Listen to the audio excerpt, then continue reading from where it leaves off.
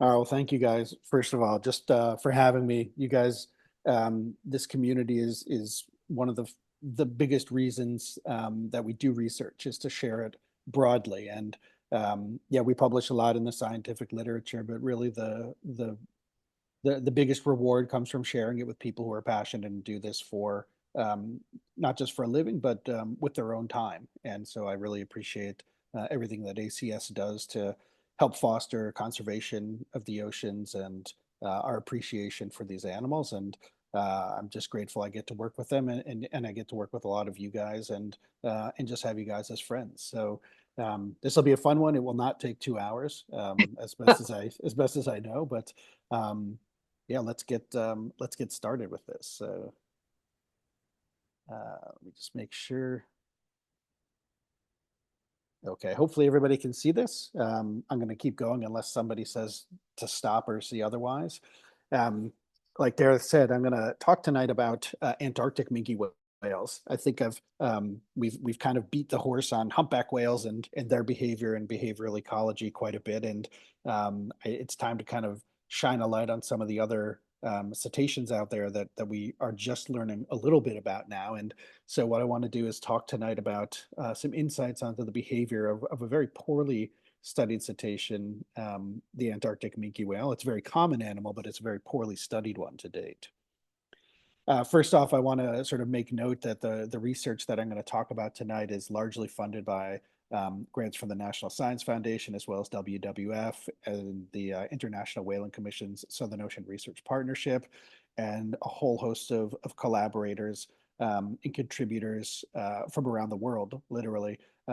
We don't do this work in a vacuum. We do it with our friends, we do it with colleagues, and I really appreciate all of them for everything they do to make this work as enjoyable as it is. Just a little bit of a background on myself. I wish I was a California native, but I'm actually born and raised in Connecticut. We were just talking about that. And one of the things that you sort of recognize when you grow up in New England is that whales and whaling are a really rich part of the cultural history of the region. And places like Mystic and New Bedford, Nantucket, Martha's Vineyard are all places that really were the focal points for the whaling industry. And it's very evident that it had a huge impact on the society here. I grew up loving the ocean and on the coast here. I had no idea that Wales or Antarctica would ever be sort of in my sights. When I graduated from undergraduate, I had taken a class at the Duke Marine Lab during one summer that got really excited about marine mammals, and I ended up doing my master's work with a woman named Ann Pabst at UNC Wilmington. And that lab focused on functional morphology and anatomy. So we took apart a lot of animals and really learned and understood how how cetaceans are put together and how they are evolved for a life in an aquatic environment as an air-breathing animal. From there, I went on to Duke, just down the road for my PhD, and I was introduced to the Antarctic as I started that just serendipitously and was able to start making trips frequently with the Australian Antarctic Division. It was around this time that I realized or recognized that the gentleman that you see on the upper right-hand corner, whose name is Nathaniel Palmer, the first person to set foot on the Antarctic continent in 1821, who was a sealer from Stonington, Connecticut, about 15 miles away from where I grew up. So unbeknownst to me while I was growing up, I was in the shadows of some of the Antarctic history as well as the whaling history. And so maybe it's not so serendipitous that those things ended up being a big part of my life. One of the things I love to do is read some of the old accounts of the Antarctic research and exploration, generally from a very nice and cushy seat on a tour boat or a scientific vessel. But one of my favorite quotes was by Apsley Cherry Gerard, who wrote The Worst Journey in the World. And 100 years ago, when folks went down to the Antarctic, they would come back and say things like, polar exploration is at once the cleanest and most isolated way of having a bad time which has ever been devised. And I can empathize with that. But I want to share sort of my journey and come away with a slightly different thought than Apsley Cherry Gerard's. I mentioned sort of the anatomy and physiology and how that sort of was the beginning of my work on marine mammals. I also came into the academic scene around when suction cup and motion sensing tags were starting to become available. And those things allowed us to study the behavior of animals. And so once I felt like I had an understanding of how the animals were put together, I was very interested in how that then led to the behaviors that we're able to witness. And then from there, how those behaviors are modified or impacted by or affected by their environment is effectively what ecology is. And so these three different disciplines, I think, overlap very nicely in the work that I and my colleagues do, as well as my students currently.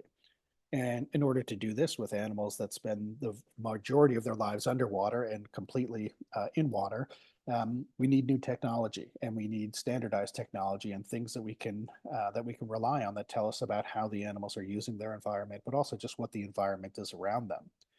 And then, as everybody in this audience will be very aware, educational output is wonderful. Scientific reports are great, but the true value, I think, of this work is how it then falls down to education outside of the university system, either to primary and secondary schools, or hopefully even into conservation, where policy and management can be affected to try and maintain ocean ecosystems and all of the components that we love about them.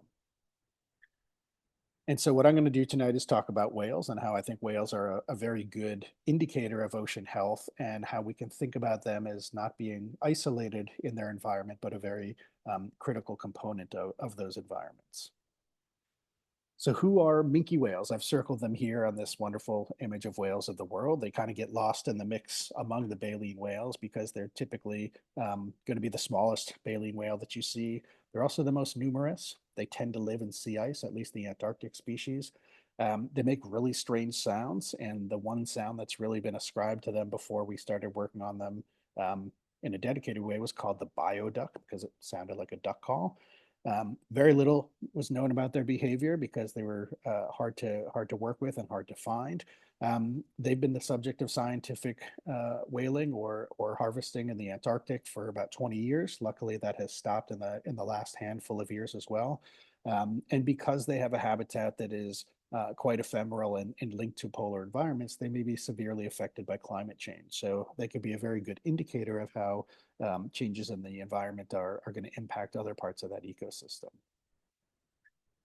Now, before we get into minke whales specifically, one of the things that's really amazing about the ocean is that over the last 100 million years, there's been this repeated and independent evolution of being big and being a filter feeder in the ocean. So things like manta rays, whale sharks, basking sharks, megamouth sharks, baleen whales, they all feed at the very lowest levels of the food web. And they do this because if you think about where all of the energy in an ecosystem is and all of the biomass, it is at that primary and secondary producer and consumer level. So in the ocean, if you want to get big, find the biggest food source and come up with a strategy for eating a lot of it in a very short period of time or at once. And that's what filter feeding is. And that's what's led to giant animals in the ocean. We've done some work looking at this in marine mammals and found that if you eat a single prey item, the biggest that you can get to and that the oceans can really sustain is about the size of a killer whale. Sperm whales are a bit of an anomaly, but effectively the largest you can get as an ocean animal that eats individual prey items is about the size of a killer whale. Whereas obviously, if you're going to eat very small things, you can get much, much, much bigger, like a blue whale. One of the things that is amazing about baleen whales is as you increase in size, your ability to forage actually scales in a volumetric way, not just linearly, but because a volume is a three-dimensional space, it scales in a quicker way. So some work that Jeremy Goldbogen did looking at historic whaling records showed that even if you're a 12-meter long baleen whale, very sort of modest, large minke whale, a small Bryde's whale, or a humpback whale, when you open your mouth and that elastic buccal cavity extends, you can fit about 75% of your body mass in water in one mouthful. So if you weigh 10 tons, you can get 7.5 tons of water in your mouth every time you open it to engulf prey, which is pretty amazing. And it means that you can eat very quickly and very easily and get a lot of prey items. But as you get up to the size of something like a blue whale or a fin whale, you can actually engulf 130 to 135% of your body mass. So imagine a 100-ton blue whale can get 130 tons of water in its mouth every time it opens it. So you want to talk about the ways to be efficient and effectively eat a lot of food in the ocean, have a huge mouth, and get very, very big. And baleen whales are kind of the ultimate in this respect. Now, there's a couple of consequences of having a huge mouth, and that means that you can't forage very frequently because it takes a long time to process that water.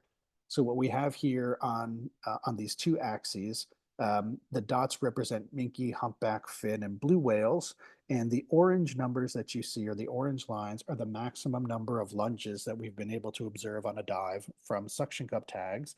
And then the blue line indicates the engulfment capacity, or how much water is being filtered. So what you see, excuse me, at the very small end, minke whales have the smallest body size. They can feed over 20 times on a single dive. It's basically like Pac-Man, and I'll show you some video of this, but they can feed basically every 10 seconds on a dive and can lunge 20 or 25 times on a given dive. Whereas a blue whale tends to have 3 to 5, maybe 6 at the very most lunges on a given dive. However, if you then look at the engulfment capacity for those animals, the minke whale's engulfment capacity is extremely low, whereas in down around 2 or 3, maybe 4 cubic meters or kilograms, cubic kilograms in a mouthful, whereas a blue whale is up near about 90. So even though a blue whale feeds much, much fewer times or less frequently, a minke whale lunges 100 times in an hour, which is about 4 times greater than the next smallest whale, which is humpback whale.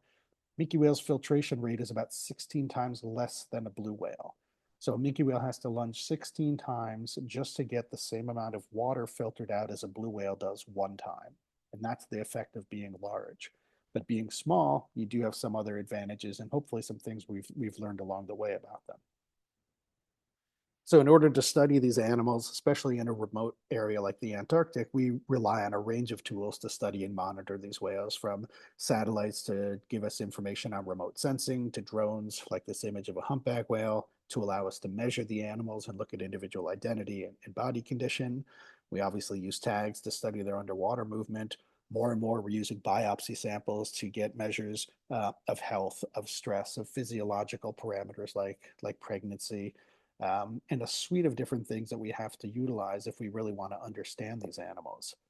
And this is the environment that we're working in. I apologize if this is a little choppy, but this is just some drone imagery showing you what the environment is like in the nearshore waters around the Antarctic Peninsula, which is kind of prime minke whale habitat. And you can see our zodiac down at the bottom there for scale. What you're seeing here is a lot of what we call brash ice. This is ice that's broken off from glaciers as they are calving. The boat's headed there on the left towards a very small iceberg, but you can see that it's not a uniform surface. There are icebergs dotting it. It's obviously, beautiful. There's some open water pockets. There's some places where you have a lot of ice cover, some places where you have a little bit, but it's a very dynamic environment. And so the amount and the type of ice cover can change very quickly. And obviously throughout the seasons, the amount of ice cover changes dramatically as well. So one of the things that we wanted to do, we had a dedicated study a few years ago where we were focusing on Antarctic minke whales for the first time, and we wanted to use a suite of emerging technologies to increase our knowledge of a poorly known species at risk from climate change. And in doing so, our aim was to characterize their foraging behavior, to understand better the amount of sea ice that these animals use, and help understand in a little more concrete way their ecological role. Where do they fit in the ecosystem? How much are they taking out? What are they giving back? And sort of what's their role? And this is one of the sort of favorite images that I have from this work that I'll be talking quite a bit about. A large or a very nice group of 5 minke whales here, 4 of which are carrying our little biologging tags. And you can just see some of the beautiful coloration patterns on the tops of these animals that you don't get a real appreciation for when you're at the water line. This is sort of the best image from that sequence. Again, we can use photogrammetric images like this to actually look at individual identification of these minke whales. You can see that there's a lot of different patterning, and you can see each of them has a very unique kind of chevron shape on the back, just sort of behind the pectoral flippers. There's a lot of patterning of pigment on the flanks as well here. They've got these beautiful sort of smoke streaks behind the blowholes. I have no idea sort of what they represent. But again, this is a really meaningful image for us because it shows animals with 4 tags on them out of 5 in a group, which allows us to make some really cool inferences about their behavior, about their social behavior, and how these animals make a living. Now, down at waterline, we can use photographs to help tell us about where minke whales go. And there's a couple of really interesting things that you can see in these 2 images. These are 2 Antarctic minke whales that were in the same group. They do have distinct dorsal fins, but there's a couple of other things on here that are really informative and interesting. The animal on the right here, you can see it has sort of this dark orange or yellowish kind of paste on the side of it. And this is diatoms. These are diatoms that grow and bloom in the Antarctic every summer as part of the spring bloom. And when these animals spend a lot of time, especially the winter and early spring into summer months, these diatoms tend to adhere to the skin. And we think that because they're in such cold water, these animals don't shed skin nearly as frequently as they do in warmer waters. So they're not continuously sloughing skin. So this diatom coverage is allowed to grow and grow and grow. And what this indicates to us is an animal that's been in the Antarctic for quite a while, perhaps an animal that's overwintered. In contrast, the animal on the right has a nice shiny paint job here, and it's got some pretty fresh looking scars on the side here from a cookie cutter shark. These cookie cutter sharks we know live only in waters that are around 18 or 20 degrees Celsius or 68 to 70 degrees Fahrenheit, and it's an indication that this animal has left the Antarctic. You don't see any of those diatoms on there, so it's been in a warmer water environment pretty recently, and those, along with the cookie cutter sharks, tell us that this is an animal that has migrated out of the Antarctic. So there's some animals that are moving and some animals that are staying. Understanding sort of who goes where and when is a really interesting question that we're trying to get a better handle on. Now, if we were smart, we would all want to study terrestrial animals like Jane Goodall here. You get a $2 pad of paper and a pencil, and you can literally witness everything about these chimpanzees that she is in the forest with, from who they are, how they interact with other individuals, who makes sounds and who responds to them, what they're eating, how much are they eating, how frequently are they eating, what are all the other activities that these animals are doing. There's no guesswork here. You know, it's might be fun, but is it really the most challenging thing you can do? So some of us are gluttons for punishment and decide that it's a good idea to try and do these same kinds of studies on animals that you just literally can't see. And so this is where we've developed some new technology to try and understand these animals and their lives underwater. And the main tool that we use for this is a motion sensing video and acoustic recording tag. This one's manufactured by a company in Australia called CATS. These are non-invasive tags that we apply to the animals with suction cups. They stay on for generally 24 to 48 hours. They measure the time, depth, temperature, as well as the 3-axis acceleration in terms of the pitch of the animal, the roll, and the heading. They also have magnetometers and gyros that help it to those inertial sensors try and give it the ability to create a 3-dimensional track of the animal. There are acoustic sensors, like I mentioned, that are recording all the ambient sounds in the environment, as well as the sounds that the animals make or are hearing. And then video from the animal's perspective can be really insightful to tell us about the habitats that these animals are in and what behaviors they're doing in those certain types of environments. The tag also has a GPS as well as a VHF, so it's constantly georeferencing itself. All of the data is stored on the tag. When the tag falls off, it floats to the surface. The VHF transmitter sticks out of the water, and we use a little receiver and antenna to go pick up the tag. We attach it to a computer, download the data, recharge the batteries, and it's good to go again. And we deploy it. You can see in the Zodiac here on the right, the end of a long carbon fiber pole, and we just kind of slap it on the whale's back when they are close enough to us. From the bulk of the study I'm going to talk about tonight was data we collected in 2018 and 2019. And yeah, we put out a bunch of tags. We collected a lot of data, but that line on the bottom, I think, is the most important thing. And those numbers keep growing, that the data has supported over 50 paid internships, undergraduate, graduate, and postdoctoral students and researchers in my lab, as well as all of my colleagues' labs. And so the ability for this data to sort of get passed down to our next generation of ocean protectors is really the thing that's really exciting to me. Okay, so This is what the tag looks like when you're on the back of an Antarctic minke whale. You can see the size of the tag relative to the animal. And one of the things that's really nice about this is the tag does not affect the animal's behavior in any way. It does not create any more drag for the animals. They don't mind it being on there. And we feel very confident that the tag data that we get back is actually showing us what the animals do in their natural setting. One of the cool things we get to do is be up close and personal with these animals and learn some really cool things about them. For example, you can see the little lower chin here. This is a minke whale kind of sticking its chin out of the water. You can see that there are these two nice, very nice rows of hairs that are sticking out of their chin. Not sure what they use these for, but maybe as some kind of a sensory mechanism to tell when the chin is out of water or underwater.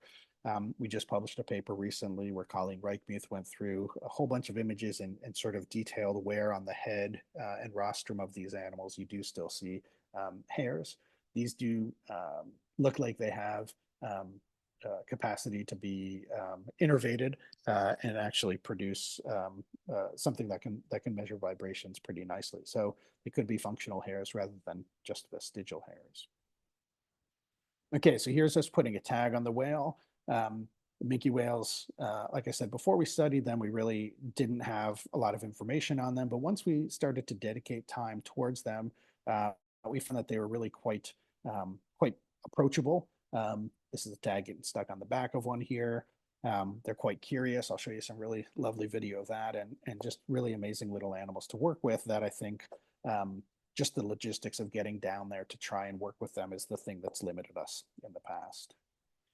Here's another view of putting a tag on from a helmet camera where you can see this is you can see it just below my pole here. There's an animal in front, and then this minke whale right here just kind of sticks up in front of us. These animals were effectively just bow riding with us, and you can see how close they were to our boat, just cruising along with us.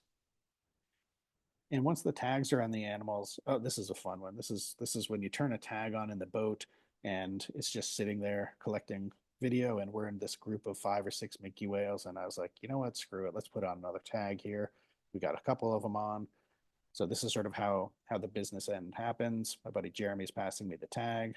The tag goes into the little holder at the end of the pole. And I'm sorry if you have to kind of turn your head here, but eventually you're going to see a couple animals pop up. A couple of them are going to have tags on.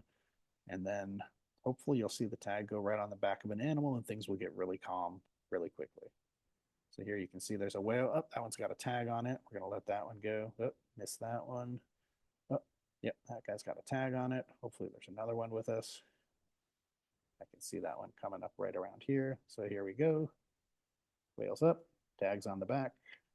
And now we're just cruising along with the animal. And so that's kind of from the tag's perspective, what its life looks like.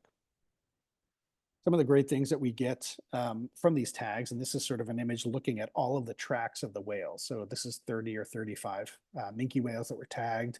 We're on the western side of the Antarctic Peninsula here. All of the dark areas that you see is water, open water. The white is the areas that create the embayments and the fjords.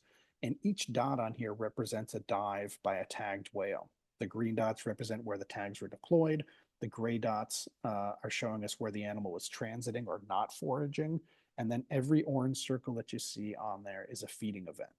So there's a couple of things that stick out from this. You put on 30 tags, you see some patterns that are pretty characteristic of the species. First off, they spend most of their time in these bays. Very rarely do these animals venture out into open water. Open water in this case is the Gerlache Strait. That's where killer whales are, and that's where open water is, and the likely predation risk is quite high out there. They like to stay in the backs of these bays. This is where the sea ice is, and they are feeding almost all the time. You can see so many of these dives include foraging lunges. Think of them as kind of a sea otter. They've got to be constantly feeding in order to sort of maintain their metabolic rates here. So little Pac-Men, hungry hippos, staying deep into these bays. Now, this is what it looks like from a tag to show a minke whale feeding. So just a reference here, in the upper left here, you see the orientation of the whale, and then the pitch, the roll and the heading, the green, the red, and the blue are what you see in this bottom panel here. And then in the upper panel here, the blue line is the depth, the green is the speed, and then that purple line is what we call the jerk, or just the aggregation of all of the acceleration in 3 dimensions. And you can see that there's some areas where you see a rapid increase in speed followed by a decrease with a high jerk signal. This is where feeding events occur. And so I'll let this video run. You'll see this animal go after it in about 25 or 30 seconds here. So the other critical thing is, so now we're on the back of a minke whale here on the sort of the left side, just below the dorsal fin. You can see the habitat that this animal is in. You can see the sea ice that's passing by the whale. This can be really valuable for us because it tells us about, okay, where's this animal going to come and surface? How much time is it spending in 5/10 sea ice or 8/10 sea ice? And how frequently is the animal foraging in sea ice conditions versus open water conditions? All really, really cool things that we can learn from these kinds of tags. So the animal's going to surface one more time here, and then it's about to take a little foraging dive, and you'll see that occurring in just a couple of seconds here. You can hear that crackling of the ice up near the surface. The whale is starting to pitch down slightly. Its depth is increasing a little bit, and it's going to go down and then come up very quickly, and you should see the mouth open up. It'll be a little hard to see, but you'll see some of the krill passing by it. And I'll just let this go for the next 10 or 15 seconds.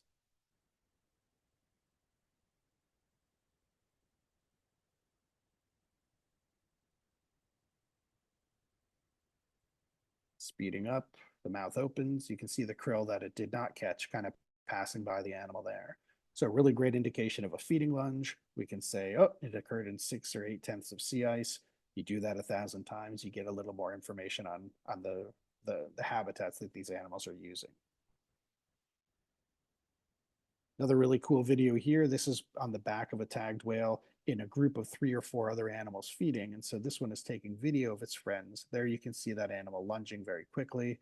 You'll see how quickly that throat cavity distends and then closes up. The animal that just lunged there, you can almost watch how quickly that water is getting processed. And that animal is going to be ready to lunge again in about 10 seconds. And this is really fantastic video here. There's 4 minke whales right there that have all just fed. So unprecedented kinds of stuff to be able to see.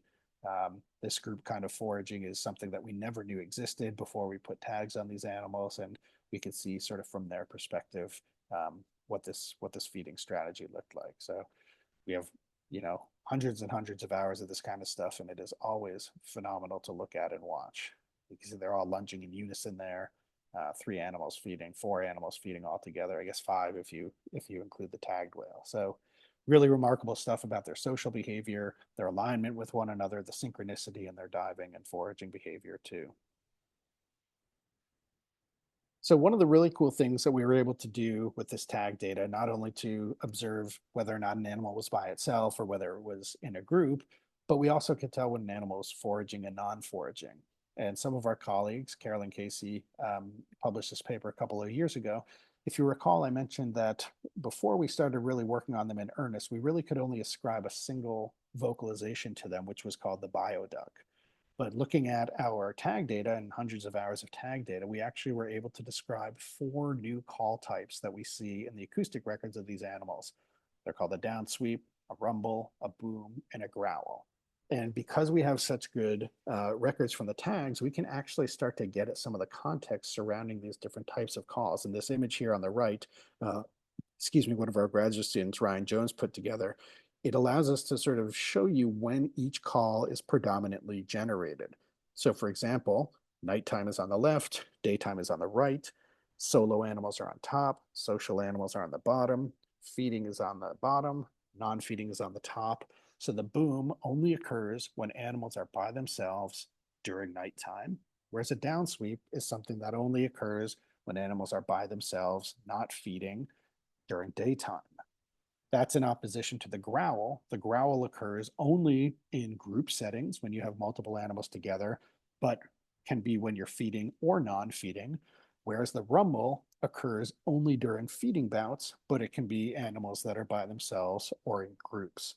So even though we can't tell you exactly what these calls mean, just being able to say that it is associated with foraging or non-foraging, or socializing or non-socializing, are really important things for us to be able to understand just in the lives of these animals. And then that allows us to compare them to other baleen whale species that we know a little bit more about to see how similar or different they are from different species that we know a little bit better.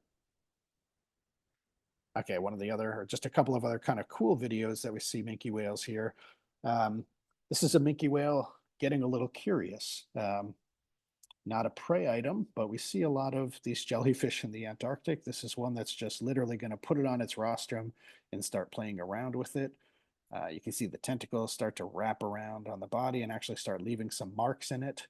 Um, just absolute curiosity by these animals. One of these things that you never would have witnessed just from being at the surface, or if you only had a little bit of video. But you start to see some really incredibly fun things that make these animals become a little bit more personable to you when you see them doing these kinds of activities. And then minke whales obviously love sea ice. This is a minke whale that's basically in 10/10 sea ice. You can see it's completely covered by ice here.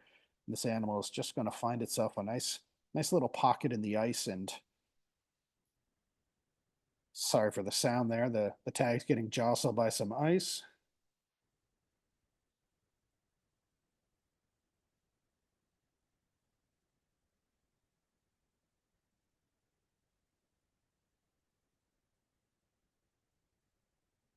But once that ice clears, the whale literally is just going to be logging in the ice. It's just sitting there in the ice. You would never be able to see this animal. You can see it just took a breath there. It's got a friend just right in front. You can see sticking its nose up there as well. This kind of behavior, literally logging in the sea ice, is something we had no idea these animals did. But it's a great strategy for avoiding detection and being very cryptic. So really fun video there.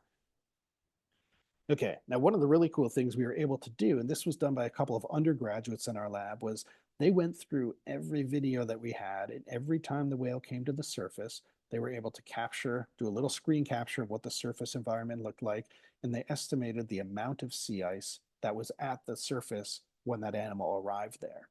And that allowed us to create these maps where we can say 80% of the foraging occurred when you were between 40 and 100% sea ice, or only social activity occurred in 0 to 20% sea ice. Because we can literally look at the scale of the whale, what is that animal actually encountering in that moment, not from a remotely sensed image of sea ice that's 25 kilometers across, but what is that animal actually witnessing and experiencing, gives us a much better appreciation and understanding for how it uses its environment and what components of that environment are really critical for these animals. Okay, the other fun thing we can do with these is we can turn these tracks into a three-dimensional movement. So this is called this video is made by a program called Track Plot. You're actually looking at a humpback whale here. This is not a minke whale, but this is just an example of how we can take the tracks of the animals and turn them into motion sensing or a roller coaster ride. So you can see how the animal uses three-dimensional space, not just through the lens of a video. And so what each of these little blue and gray chevrons is 1 second in time. The red and the blue triangles that you see coming out of the track are accelerations using their flukes. And this is an animal that's kind of going back and forth through an area, accelerating and then gliding, accelerating and gliding. This is sped up quite a bit as well. Sorry for any confusion there. But it allows us to see how the animals move, how they forage, even things like body condition. The animal, as you see here, is actively kicking to get up to the surface, meaning it's negatively buoyant. So it's probably not in the best health condition. Maybe it's an early season animal. But this gives us a really nice intuitive way to look at how the animals use space, not just in two dimensions like you would see on a dive profile, but in a really meaningful and animated way. So what this has all allowed us to do is to think and understand, when are these animals feeding and where in the water column, and why are they doing that? How does their environment affect their behavior? So we aggregated all the tag data that we have, and we created this heat map here that basically looks at the frequency of feeding. So dark blue here on this map shows us where there's very little feeding. Light blue is a little bit more, green is a little bit more, yellow is very high intensity feeding. And then from left to right, you have a 24-hour period from dawn to dusk and into nighttime. And then you have at the top surface water down to deeper water towards the bottom of the screen. And so what you can see here is that during the daytime period in deep water, you see a low level of foraging, no surface feeding whatsoever. And then around dusk, you see this change where the intensity and the depth of feeding both increase. So you get closer to the surface at increasing intensity of food or feeding. And then you see at nighttime in surface water, the whales are going absolutely bonkers. And the reason that this pattern exists is because if you look at the prey, and so what we do is we go out with scientific echo sounders, basically really high frequency and expensive fish finders that allow us to very precisely measure where food is in the water column. This is what it looks like during the day in the Antarctic. So that red line that you see is the bottom of the ocean there, and then all of those kind of green and red and yellow blobs, those are patches of krill. What you don't see any patches up at the surface, and the more intense colors, the red colors are the really, really dense, whereas that green and blue is much more sparse. So what you have are large patches of not very dense krill occurring at depth. And what do you have? You have some minke whales feeding at depth, but not a whole lot.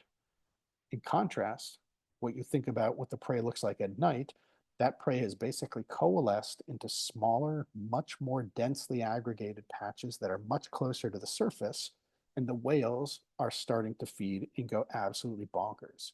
So what the whales are doing is actively understanding the distribution of their prey and the behavior of their prey, and they are modifying their behavior to take advantage of the prey when it's the most available to them, when it's close to the surface, and when it's the densest. So this is how they're able to create the most efficient foraging that they possibly can, is by waiting and understanding their prey and modifying their behavior around it. Okay, these are a couple of really interesting graphs that just came out in a paper we published a couple of weeks ago. You saw those videos on group feeding and synchrony, and this is what sort of the output from some of this data looks like. So on the left, we were able to look at feeding rates of whales when they were either alone in blue or in groups in orange. And we're looking at the two different parts of the water column, the shallow on the left and the deep water on the right. And the thing to gauge from here is that if you look at the mean or the average number of feeding lunges per hour, you notice that the animals are always feeding more when they're alone versus in a group. The bar in the middle of the blue is higher than it is in the orange there. So group feeding animals feed less frequently than solo animals. One of the reasons we think that this is the case is that group feeding oftentimes has the sort of secondary benefit of organizing or helping to coalesce or concentrate prey in some way. And if you can do that, you have to feed fewer times to be as efficient as you would be as a single individual. So it shows us that there is some benefit to group feeding in terms of how much you're able to gain relative to the amount of time you're foraging. And then the plots on the right here, there's 4 different panels. Effectively, what I want you to get out of this is that you see 2 lines, a blue line and an orange line, that seem to be basically right next to each other through all of these different panels. And that is synchrony. These are 2 animals that are tagged at the same time that are literally following each other, surface to dive. They're feeding basically at exactly the same rates like you see in the bottom panel there. So there's very high synchrony in what these animals are doing. So they're not just randomly with one another behaving independently, but they are doing things quite similarly together. Now, I tried to find a figure in this paper that was easy to comprehend, but this is what happens when you get a scientist who's too smart and has trouble, I think, communicating some of these things through graphics easily. But the gist of what we wanted to talk about here was minke whales are the smallest baleen whales that we have in existence today. And what we were able to do was to look at their feeding rates and to look at how much they are their engulfment capacity, the efficiency of their feeding. And what we're able to show is that there's a constraint on how small you can be, but still have filter feeding or this gulp filter feeding be an efficient method before it's better or more efficient to just target single prey items. And when we did this project, what we found was the smallest size that you can literally be physically and still make filter feeding worthwhile is exactly the same size that minke whales are when they wean from their parents. So evolutionarily, these minke whales are butting up against the smallest size that they possibly can be for this foraging strategy. But because of their environment, because of the amount of food that's available to them and all these other environmental features, that body size works really, really well in the Antarctic, but it keeps them from getting any smaller based on the physics of how they're able to eat and forage efficiently. So They are butting up against it on one side. Blue whales are butting up against how large animals physically can be in their environment as well. So it's important to find the extremes and then see how things sort of arrive at different strategies in the middle of it. Okay, so just to kind of summarize these major findings that we've had, extraordinary feeding rates. They can feed up to 20 or 25 times on a dive, over 100 times in an hour, 2,000 times during a day, so extremely high feeding rates. Their daily foraging patterns are consistent with these changes in prey. They follow prey vertically in the water column and adjust their foraging to when the prey are most available to them and the most dense. We find that group feeding in these animals is not only common, but it's also synchronized. So there is some connection or communication between animals to synchronize and hopefully make this kind of behavior a little bit more efficient. Whales remain in those coastal bays and associate with sea ice when it is present. And I'll get to why this is a really important finding in a couple of minutes. They're at the extreme limit of the minimum body size for making bulk filter feeding efficient and effective. So we're never going to see minke whales get smaller than they are today. And there's an increasing potential for competition in this environment as conditions change. So the known habitat use and the rate of growth of humpback whales in this region is occurring basically right in the same area where minke whales are trying to do their thing. As well, we have the increased removal of krill from a commercial krill fishery that is taking prey away from these animals, and it's very likely that this is going to lead to some type of competition or limitation of prey in this environment. There's also the potential for greater impact from ship strikes, from increased ship use of critical habitat as conditions change and as the burgeoning tour industry in the Antarctic increases as well. All things that we need to be cognizant of and aware of. Now, one of the things that's happening in the Antarctic is that climate change is occurring incredibly rapidly on the western side of the Antarctic Peninsula. So I want you to just focus here on this western side right here of the Antarctic Peninsula. In this image, all of the purple area that you see is sea ice and all of the blue is open water. Over the last 50 years, there's been an increase by about 5 degrees Celsius or 8 degrees Fahrenheit in winter air temperature over the last 50 years. And there's been a decrease in the number of days that the peninsula is ice covered, down 80 days annually. So where it once was covered in ice 200 days a year, it is now covered by ice 120 days a year. There are fewer years with heavy sea ice. You get more bad sea ice years. And there's little to no winter sea ice in some places. And the result of that is that you have decreases in krill abundance because there's a positive and direct correlation between how much winter sea ice you have and how many krill survive their first winter to recruit into the adult population to be available for predators. So I'll just sort of show you monthly what it looks like for the ice advancing in the Antarctic. So we're now in April, which is sort of the beginning of the Antarctic fall. You can see into May, you see all of the sea ice around the Antarctic is growing. There's one place, though, where there's basically no sea ice. This is August. This is literally the dead of winter.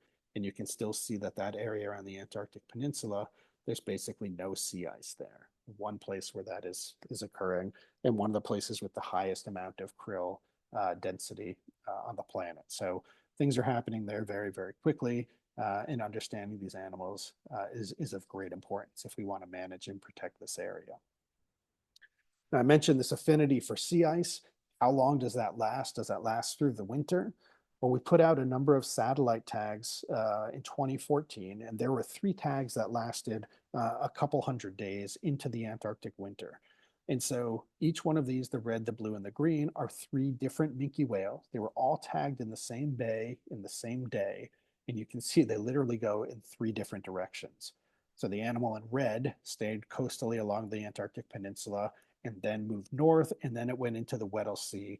In the wintertime, that area where the animal was is covered by sea ice. So that animal was in quite high proximity to sea ice, and then it started to move into open water towards the end of winter. You can see this green animal basically follow the coast all the way down the Bellingshausen and Amundsen Sea, all the way to the Ross Sea, following the ice edge the entire time.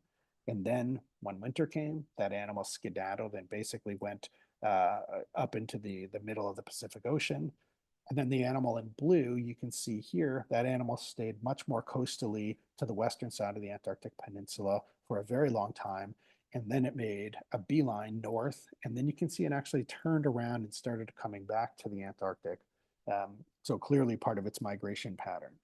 But one of the really interesting things here is that the animals that we found on day one, none of them were in that area for very long afterwards. They spread out, they have incredibly large home ranges, and a lot of these animals leave the Antarctic in winter, very likely related to their breeding. And in fact, we've got colleagues in Moorea who are starting to capture video and images of mother and calf Antarctic minke whales in the southern hemisphere wintertime in the sort of close to shore lagoons and atolls around Moorea. So very exciting that we're starting to see and locate some of the Antarctic minke whale breeding grounds. Okay, another thing that's become sort of apparent to us that's a bit of a flag. One day in the Antarctic, we went out when we were finding minke whales, and we flew our drones over them and collected some biopsy samples and figured they were Antarctic minke whales. We get back to the boat and we started to look at the images, and they were very different. The animal on the left here is an Antarctic minke whale. You can see that very nice and discrete chevron pattern on the back. Those two sort of flares of smoke behind the blowhole, a very long rostrum that's pointed. You can see the flanks are pretty white, and the pectoral flipper is kind of that grayish color. The animals that we saw that day were these guys on the right. This is a dwarf minke whale, much smaller rostrum, much more triangular shaped and wider, the very bright white pectoral flippers, not as much sort of a smoky thing behind the blowhole or that apparent chevron on the back, or even the flanks being white. This dwarf minke whale, this is a species that lives in tropics and subtropical waters. The fact that we're seeing them in the Antarctic, is this just a wandering vagrant dwarf minke whale, or is this a species that might be pushing the limits of where it can physically be because that part of the world is warming so rapidly that it can now accept animals from very different habitats? These are the kinds of things that we want to monitor, see if we start seeing these animals in greater abundance or in greater frequency. It would be a huge regime shift if these animals started to move into the areas where there are also Antarctic minke whales. And lastly, what we really hope that this information can be valuable for is to work directly with the folks at CAMLR and the AMLR programs and all of the agencies that are trying to develop marine protected areas and better understand the ways that we can minimize impact to these animals by limiting human activities and include this information on krill predators, especially whales, when developing take and no-take zones for the commercial krill fishery. And I'm happy to chat a little bit more about this. This is a subject that's becoming kind of a pain in the butt to get our knowledge into, but more and more it's very critical that the information we have is utilized to the best of our ability to minimize negative impacts from human activity, especially in the Antarctic. And then the last thing I wanted to leave you with, I mentioned that Apsley Cherry Gerard said that the Antarctic was the worst journey in the world, and you can see this cute, cuddly, very curious little minke that we're all waving at. I think would beg to differ. These animals are amazing. They're curious. They have no reason to fear humans. They do this kind of stuff with us regularly. If we just shut down our engines and let them come to us, they're absolutely as curious about us as we are of them. You can see my buddy Dave Johnston just gets a little breath in the face, but this little minke whale really made our day. You can tell that it's just curious about who we are, something different. It's in its environment. And, my hope is that the only thing we leave with that animal is a tag for a day or so, but that information can be used to really help protect these animals and the ecosystem that is so critical for them. I think that's all I have. I'm appreciative of you guys sticking around and for all of the ACS folks for giving me the opportunity to talk to you. Like I said, this group of people is very important to me, and I really value everything you do to make whales part of everybody's lives in the areas that you are. And I hope you continue to do that and keep inspiring me and everybody else that you guys work with. So I'll stop sharing. I appreciate you guys very much, and I guess there's probably time for some Q&A if that's okay.